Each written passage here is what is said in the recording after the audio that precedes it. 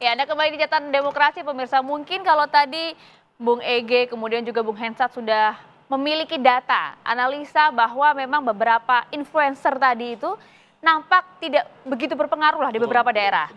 Sedang turun trennya, tapi yang paling berpengaruh yang bisa kita pastikan adalah para pemilih muda kita ini. Kita coba berikan kesempatan terlebih dahulu untuk mahasiswa untuk bergabung dalam diskusi. Silakan, ada yang ingin bertanya? Selamat malam Prof, Ibu, Bapak. Perkenalkan nama saya Amal, saya dari Universitas Budi Luhur, Fakultas Ekonomi dan Bisnis, Prodi Manajemen Bencana. Di sini saya akan menanyakan untuk seluruh Bapak dan Ibu, bagaimana cara Bapak dan Ibu menanggapi proses demokrasi ini yang semakin kompleks karena di berbagai masalah yang ada di Jakarta khususnya, sebagai demokrasi itu yang jujur dan adil. Jadi gitu. Terima kasih. Kita kasih kesempatan Bu Leli, boleh? Prof. Leli, silakan, Prof. Leli. Kalau kita misalnya berpikir bahwa pemilu itu kan dulu bukan hanya jujur dan adil, tapi juga rahasia termasuk. Tapi kan nggak ada lagi pemilu yang rahasia. Jadi semua orang seperti sudah tahu siapa yang akan dipilih bagi mereka sendiri. Nah karena itulah tadi hasil survei Bang Ege dan teman-teman, Bang Hensa, bukan Hensat ya, Hensa, itu Hensa yang mengatakan bahwa serangan-serangan itu termasuk bagian dari upaya yang menentukan keterpilihan orang. Padahal sebenarnya dari sisi psikologi politik ya, orang itu menentukan pilihannya 5 menit sebelum dia masuk ke bilik suara sebenarnya. Tapi kemudian karena ada serangan duha terutama, karena pada pemilihan itu biasanya sesudah duha. Tapi bukan malam-malam orang memilih kan, kecuali dia telat memilih itu ada serangan zuhur namanya, gitu kan. Jadi semua waktu sholat itu digunakan.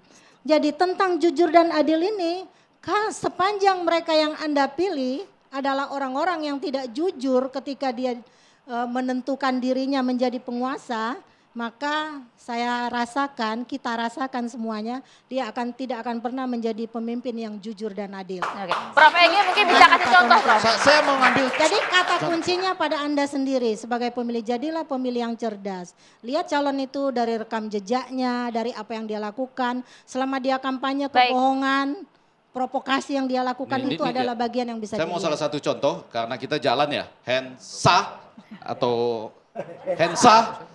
Ini contoh kan kita jalan ya. Saya menemukan di yang jauh lah sekarang ya, di samping Jabar, Jateng dan segala macam itu Kalimantan Utara misalnya. Jadi dalam konteks jujur ya.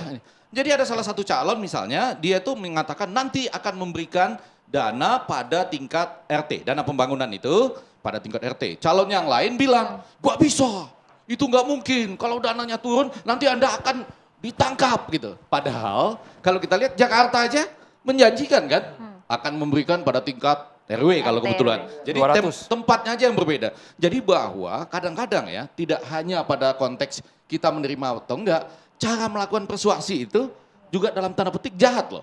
Gak bisa program itu dilakukan. Kalau dilakukan maka para RT akan ditangkap. Padahal sudah dilakukan di kabupaten-kabupaten lain sebelumnya, Malinau misalnya. Jadi maksud saya kita harus juga seperti tadi, Anda itu harus cerdas juga. Kalau di satu tempat menemukan, loh ini bisa ditangkap, Jakarta enggak tuh. Jakarta menyampaikan kan? Kan Jakarta menyampaikan bahwa ini akan ada di tingkat RW misalnya. Dan insentif lainnya. Jadi maksud saya kecerdasan pemilih menentukan juga di sini. Tapi yang penting juga dicatat dalam jurdil tadi, pemilih dan penyelenggara dong. Oh penyelenggara. Karena ada yang memilih, ada yang menghitung. Nah ini kadang-kadang jurdil juga diletak di situ. Boleh lu ketawa tuh. Jadi tingkat kejurdilan juga terletak pada situ.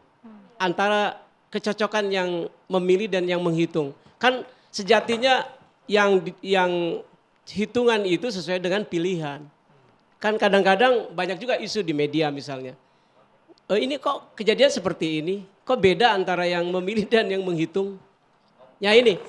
Jadi jurdil juga syaratnya bukan hanya cerdas si pemilihnya. Saya juga kenal Prof. Ibnu ini menyampaikan aja dengan lembut gitu ya, sesuai dengan budi luhur nih kalian ya. Padahal yang ingin dia katakan, hasil pilihan bisa berbeda dengan hasil yang diumumkan. Ini kita masih pakai apa dulu yang terkenal namanya? Sirekap. Sirekap masih dipakai nih? Masih. Hah? Wah celaka juga, nih. Masih dipakai ya? Nggak, Sirekap masih dipakai. Itu perdebatan di Pilpres ya Bang Egy. Pada level besar ya, tapi pada level di bawah juga kita harus waspadai untuk menegakkan yang pemilu yang jurdil itu adalah kecocokan yang memilih dan yang menghitung itu. Jadi kejurdilan juga terletak orangnya lembut. sama yang jurdil gitu loh. Padahal yang mau bilang hasilnya beda, gitulah kurang lebih. Untuk Jakarta ini, Jakarta dikenal pemilihnya adalah pemilih rasional dan terdidik. Tapi ada ironi, begitu orang menyampaikan visi, misi dan segala macam, ternyata dalam debat-debat itu yang mengikuti hanya sekitar 25%. 75%-nya nggak peduli. Jadi inilah yang kemudian nantinya akan kita sorot. Apakah begitu pentingnya debat-debat ini kalau kemudian masyarakat yang rasional dan masyarakat yang terdidik pun tidak tertarik dengan debat-debat itu.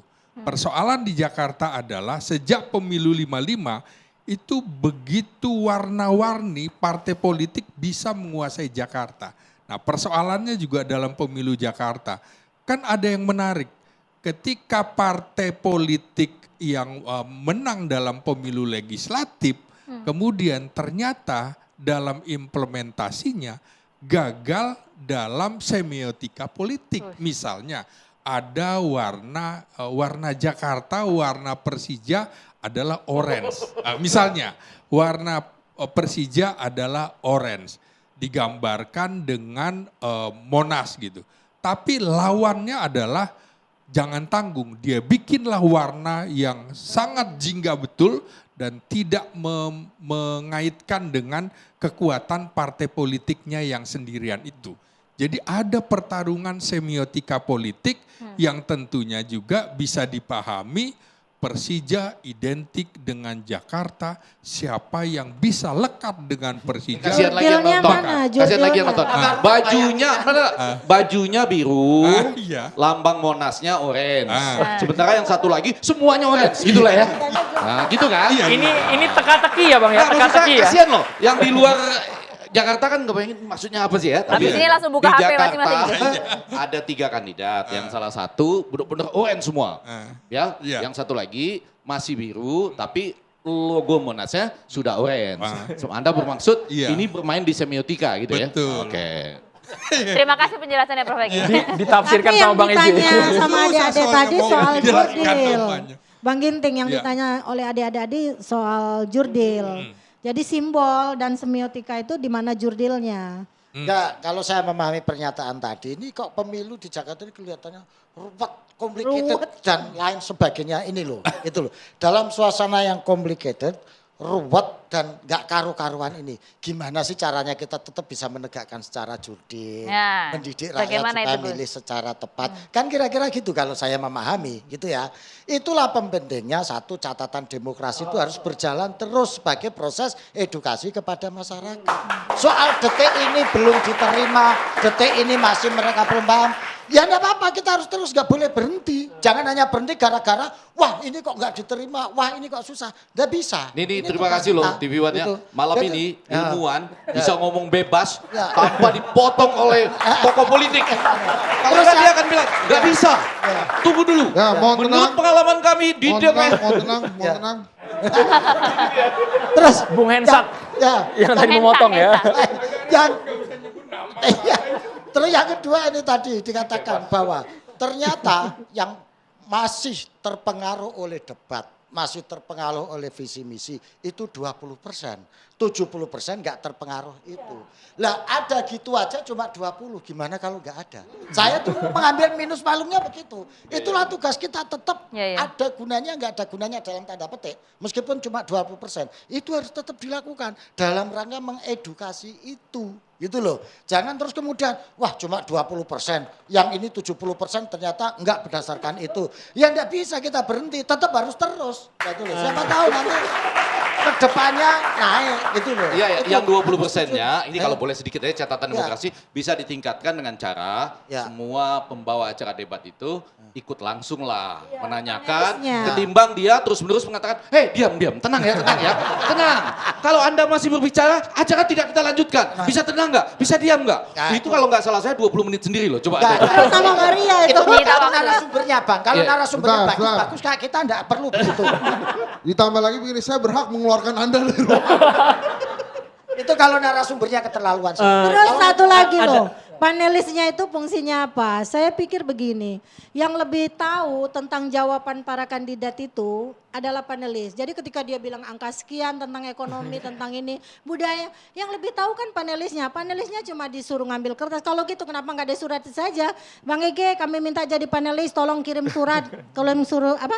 Kirim soal lewat PDF misalnya begitu kan, supaya nggak bisa dirubah. Ternyata malam ini yang dikritik paslon panelis juga, moderator ini Kalau semuanya gitu sepaket ya. problemnya bukan menghilangkan debat, tapi sistem debat. Iya, itu.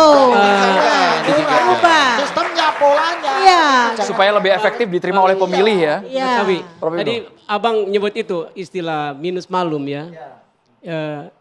Kenapa juga tidak satu lagi sebagai apa namanya harapan yang paling tingginya begitu ya?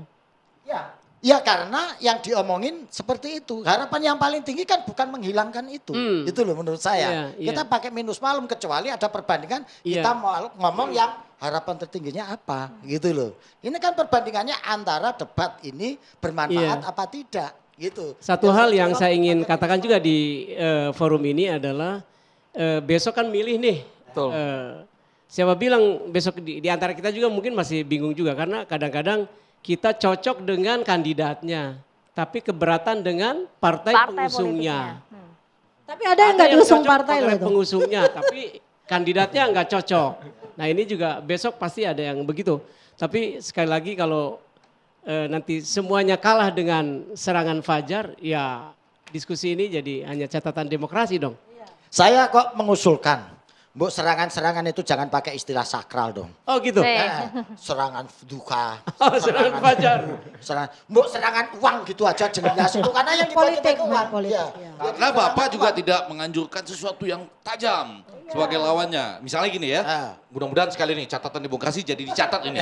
Karena misalnya gini, kan sudah banyak yang mengatakan itu haram, tapi masih terjadi. Nah, Anda sebagai salah satu petinggi di Mujadalah Kiai Kampung, itu kalau misalnya Anda menerima barang atau uang untuk menetapkan pilihan Anda, itu apa hukumnya? Nah kalau di dalilnya kan bunyinya begini Bang. Ar-rosi wal murtasi kuluma finnar.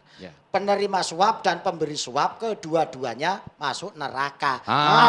Masuk neraka itu melebihi haram, melebihi dosa Bang. Karena kalau haram bisa ditobati, dosa bisa diampuni. Tapi boleh diulang Gus kalimat itu Gus?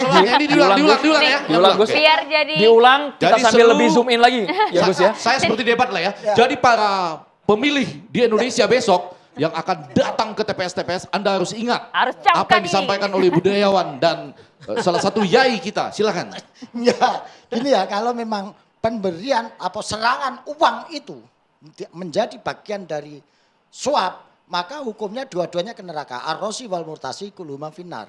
Bahwa yang memberi suap dan penerima suap kedua-duanya masuk neraka. Nah, kalau sudah masuk neraka itu sudah vonis di neraka. Jadi kalau cuma besok dosa, pagi itu ada 2 waktu yang menjadi krusial menurut survei Kedai Kopi. Karena 2 waktu itulah yang mereka menentukan kapan mereka akan menentukan pilihannya. Yaitu pada perjalanan ke TPS dan pada saat di TPS. Nah oleh karena itu mudah-mudahan besok pilih yang terbaik. Jangan pilih yang ada serangan-serangan uangnya. Waduh. Dan Ini nampaknya narasumber kita malam ini pada bijak-bijak semua ya. Nanti kita lihat bagaimana kan mahasiswa kita bijak juga tidak dalam menanggapi hal ini. Tapi nanti ya. mahasiswa lagi. Mahasiswa lagi.